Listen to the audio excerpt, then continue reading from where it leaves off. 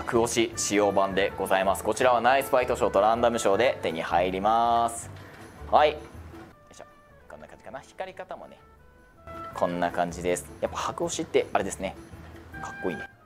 はい、なんとなく光り方の加減がわかるかな。はい、こちらの2枚が対象になっております。 I know exactly what you're trying to do, and I do not mind.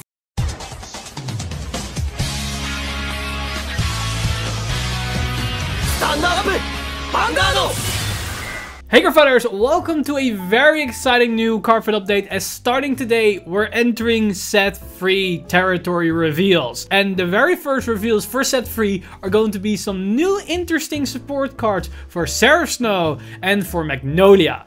But on top of those reveals, we also got a couple of new promos, which gives us some more support for some V-Series clans, as well as a new overdressed promo for Dragon Empire. So, without any further ado, let's jump straight into these cards, and we're gonna start off with the new promos. And first off, we have this new V-Series promos for Murakumo in the likes of a grade 2 that's called Stealth Dragon Grudge Chente. And Grudge Chente has the effect Auto Vanguard Circle. At the beginning of your right phase, cost, countable as 1, choose one of your units, search your deck for up to one card with the same card name, call to the Vanguard Circle and shuffle your deck. So this is just a typical Shadow Clone skill where we can copy one of our units. Now the interesting thing here is that it allows us to also copy the Vanguard, so if our opponent cleared our board, we couldn't really rush them in the early game, we at the very least can copy himself and call him to the Vanguard Circle. And that's actually really good, because of its second effect, which is act on Vanguard Circle once a turn.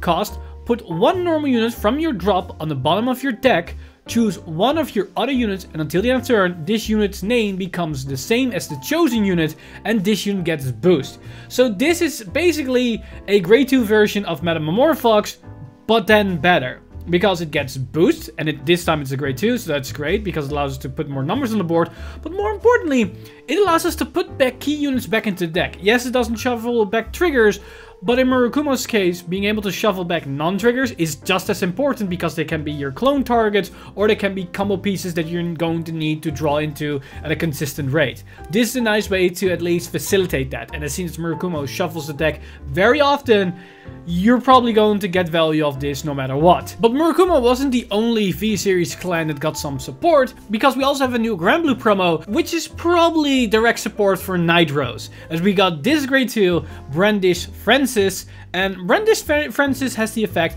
Auto Vanguard Circle. When this unit attacks, cost, discard the top 2 cards of your deck, and until the end of the battle, this unit gets power plus 5k. So it's basically Rune Shade, as Rune Shade has the same type of skill where it can mill 2 cards on attack, and I believe it gains power, but you need to have a certain amount of cards in the drop. This almost substitutes as the same thing. But there is something that really makes her interesting and useful for Nitros, because it has another effect, which is Auto. When this unit is retired from the Vanguard Circle by your card's ability, cost, Soul Blast 1 and bind this unit. Choose one Brandish Francis from your drop and call to the Vanguard Circle. So she can recall herself when she gets retired. Now, there aren't a lot of skills within Granblue that retire your own stuff. There are, and in Premium there are a couple of more. But in the V-Series, the first thing that comes to mind, and probably one of the only things that can come to mind, is Nitros her own continuous skill that basically makes your own rear guards retire themselves after they attack because they gain the 5k power. And as soon as this card can get another 5k power, she can become a 19k attacker. If we use Protect 2, she can be a 24k attacker. That then recalls another copy of itself. And because the skill isn't hard once per turn, if we have 3 copies of her in the drop zone, and we call a copy from our hand to the field, we can attack with one. It can retire itself, then we bind it, call another one, it retires itself, then we can bind it, call the other one, it attacks and it retires itself, then it can bind it and call the 4th copy one. So with one card, you can potentially attack 4 times. It will cost you 3 soul, but it's honestly not that bad. A 1 card 4 attack combo that then also starts milling your deck for crazy if you want to do that, because let's say it's your final turn and you want to put as many cards in your drop, because then your Skull Dragons can be massive. This is a great way to just out of nowhere just put 8 more cards in your drop. I like this. This is actually really interesting. Will it be good? Don't know, but it's definitely a very interesting card to experiment with, just by the sheer fact that it's another multi-tech enabler that does it in one card, which is always going to be good. Now, the final new promo that we got this time is an Overdress promo, and that's a Dragon Empire one in the likes of this Grade 1 Drag Ritter Entel. And Entel has the effect on a rearguard circle. When this unit boosts a rearguard, if your opponent has no units in the same column as this unit gets power plus 5k until the end of the battle. It's a 7k booster, which becomes a 12k booster. It's not the most amazing value, but I think it's fine, for especially since it's a promo, because even if it wasn't a promo, I don't really see this being played. So we can basically move on as it's there. Now, things that aren't there are the first reveals for set 3. And we're gonna start off with the new Seraph Snow support cards, and this grade 2 might surprise you a bit, but it will make more sense once we see the double R grade 3, as here we have a rare grade 2 Aurora Battle Princess Survey Vermilion, not to be confused with Dragon Kaiser Vermilion, has the effect on a rearguard circle once a turn. When your opponent's card is placed on the rearguard circle from your order zone, Soul Charge 1. Basically, if your opponent frees one of their units from your prison, use Soul Charge 1. Now, the deck does use Soul, but not in such an amount as this. And there's one major downside to this particular card, is the fact that this skill is mandatory. There is no you may Soul Charge, you must.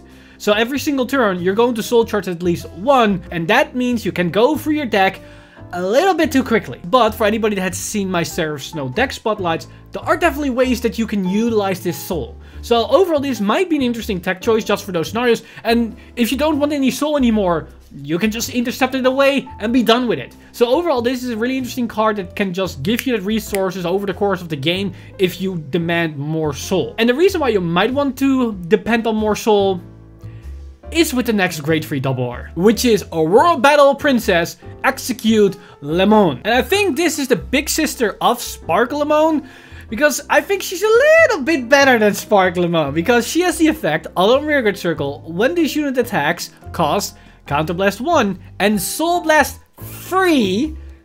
Now you can understand why we're going to need this Soul. Choose up to 3 of your opponent's rearguards and imprison them in your prison. Then, if 3 or more of your opponent's cards are imprisoned in your prison until the end of the battle, this unit gets power plus 10k. And if 5 or more are imprisoned, it gets critical plus 1. So this is another way to just instantly imprison a buttload of cards. This is a really good way to just board wipe your opponent's field. If we combine this with Seraph Snow, for 2 counterblasts and 3 Soul, we can nuke the entire board, as that's 5 imprisons out of nowhere. That's actually really good. And because there's no on-place effects or whatever here, you don't really have to rely on multiple copies. It's on attack. So if you have this one card that stays on the board, you can potentially use your skill again if you can generate the resource you need. And then it swinging as a 23k double crit unit puts good pressure behind your attacks, because Seraph Snow lacks one major thing, and that's pressure behind her attacks. Either the attacks are just not high enough that they matter, or there is no actual guard restriction or crit pressure that makes those numbers actually mean something. This card does bring both, while also bringing the imprisoned package to the field, which is actually really good. Like, this is a one card do it all, and that means you can maybe get away with running cards that focus less on imprisoning, but mainly on supporting your engine as a whole, like the grade 2 we just talked about, which gives us Soul, maybe the grade 2 of the previous set, Turquoise, which just negates your opponent's units that you're gonna free from the prison, that kind of stuff, which makes the deck potentially go into a different direction, and that could be really interesting. So I like the design of this card. It's not stronger than what we've seen so far. It gives the deck just other options and more tools. And you're going to see that same sentiment once we take a look at the new cards for Magnolia. So first off, we got a brand new grade 1 normal order for Stoicheia, which is this golden boy in search of the ideal far away. And its effect is choose one of your units, and until the end of turn it gets auto on Vanguard Circle, Rearguard Circle. When your other unit attacks, this unit gets power plus 5k until the end of turn. This does stack. So every single time one unit attacks that isn't the chosen unit for this skill, it gains 5k. And in most decks, like if we talk about Zorga, because it's generic, that means you can give it to your unit that is going to attack last, and as soon as you attack 3 times, it gains an additional 10k power. Is discarding one card for 10k power worth it? Not really, but maybe some people can argue it is. And it's in normal order, so it can work with Alchemagic. So maybe. But, as we can see with the artwork, it's for Magnolia. And Magnolia can attack 6 times. So, that final unit can get an increase of 25k for 1 discard. Now, that does sound a bit more valuable. But, as seen as Genosla is a thing, we can go even crazier. We can give the skill to a Genosla, then attack 4 times. The Genosla got an additional 20k power. Then we attack with the Genosla, and then we pass the 20k power to the final attack. Then that 1 discard actually is equivalent to 40k power. Now that sounds like a bargain deal to me. So I like this card because it's pretty damn good in Magnolia, and it gives Magnolia another order to potentially play with, which then means there's more incentive to actually use the Zorga right line for Magnolia, which is really interesting, spicy tech for Magnolia to play around with. But this is not the only potential this card has, because keep in mind, there is another right line that's going to be introduced in this set. Flagberg, the Aqua Force build. And anybody knows Aqua Force, it's multi-attack season. So this card can potentially work very well with that deck as well, with all the multi-attack shenanigans that can go on. And that can also translate that this card, if we take a look at Premium, is also perfect for the Zoo Nations, because Great Nature and Aqua Force and Bermuda Triangle even to that extent, and Grand Blue to some extent as well, can multi-attack like crazy. So the card like this can definitely be something that they might want to look into to just put some extra oomph behind those multi-attacks. But this isn't the only card that we got from Magnolia, as we got one more grade 2, a double R grade 2, which is Sylvan Hornbeast Gabrek. And Gabrek has the effect on a Rigid Circle. When your other units in the same column as this unit attacks cost Soul Blast 1, and this unit gets power plus 10k until the end of turn. Soul Blast 1 for 10k power honestly is not that bad, but it's way better than that because it's choose all of your opponent's rear guards, and for the battle that this unit attacked this turn, your opponent cannot call cards with the same grade as the chosen units from their hand to the Guardian Circle. So this is just massive guard restrict built into a card, because if your opponent has grade 1s and grade 2s in the field, they cannot guard with them and basically only triggers. And keep in mind, perfect guards are grade 1s, so if your opponent has boosters on the field, they cannot use perfect guard for this attack. And as seen as this attack already gets an extra 10k power on top of it, it gets the 5k power from Magnolia. Maybe this can be the target for Genosla, which gives them the extra 20k power, or this is just the target for the new order. We can then see at a pretty big boy. And if they then only can guard with triggers and no perfect guards, and they already had to deal with the other 5 attacks that came before it, this can be a deadly finisher, or at least a card that can be a finishing tool. And at the same time, depending on the scenario, your opponent can no longer put grade 0s on the board and think they can get away with it. If, for example, a Zorga player just calls the over trigger to the board because they have potentially a Ghost Chase, or they're betting on the fact that they might drive check a Ghost Chase but they haven't seen it so far, then they're going to be punished because now they cannot guard the attack at all. Because the only cards they can guard with are orders or Great Freeze.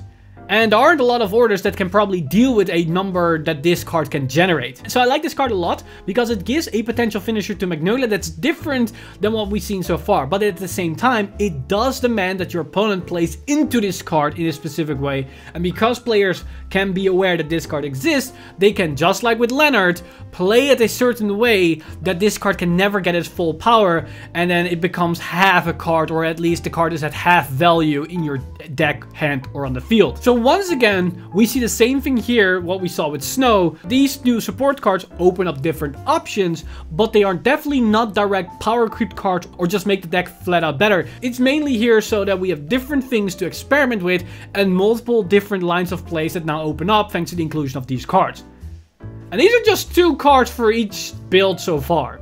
I'm very curious of what the other reveal is going to be, because if they look at least somewhat similar to these reveals, set 3 might be very interesting and can definitely shake up the way that we can play certain decks, as there are definitely a lot more directions they can take certain right lines. Mainly talking about you, Eugene. You need to step up your game. But that said, that's all the reviews that we got this live stream. Let me know in the comments down below what you think of these new promos that we've got for the V series as well as the Dragon Empire promo. But I mainly want to know what's your thought about the new upgrades for Seraph Snow as well as to Magnolia, especially since I just recently did the deck spotlights for set 2 for these nations or these right lines. So let me know in the comments down below what you guys think of these cards and if you're excited to try them out for your particular builds. As always, this video has been brought to you by our lovely patrons over at patreon.com/VengaInsider. You guys are amazing. If you do want to support the channel or everything that's happening on the channel, you can go to patreon.com/VengaInsider and become a Patreon today. But with that said, I've been Mr. Time Leap, and I'll see you guys in the next one.